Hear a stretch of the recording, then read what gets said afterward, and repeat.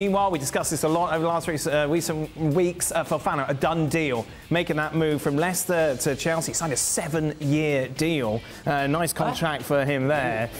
Meanwhile, of course, we've discussed the possibility of Chelsea looking to bolster their attack with Pierre-Emerick Aubameyang, of course, at Barcelona. Horrible situation for him this week, where a gang of robbers burst into his house. They broke his jaw. Fortunately, he tweeted saying that he's okay. His family are okay. Does this have any effect on this deal going forward, Jules? Well, I think the effect that this could have is that he would want to get out of Barcelona even quicker than before, to be fair, despite the, on top of the fact that he's not going to play much because Lewandowski will be the #1 starter.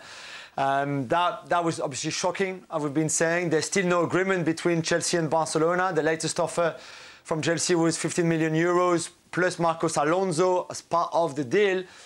And we've said even if Jules Koundé is now registered, Barcelona wanted more money than the 15 million that Chelsea have always really offered. So this one, 24 hours to go, I still think they can find an agreement that would actually suit everyone, because it's in nobody's interest that this deal doesn't happen. Chelsea needs a striker. Aubameyang needs to move, and Barcelona needs some money. So this one should happen. I'm surprised it hasn't happened yet.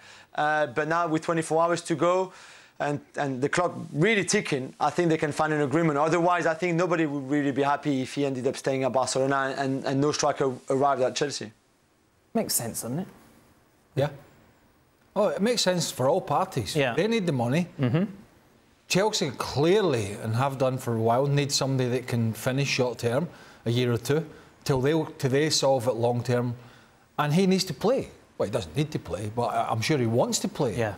And just these incidents, with players and houses getting broken into, and families, just horrendous for people, and it just puts you in a bad place. And you try to do everything at once, and maybe transfers are coming up. You're moving families, and you've got to deal with. It's a lot to deal with in a short space of time.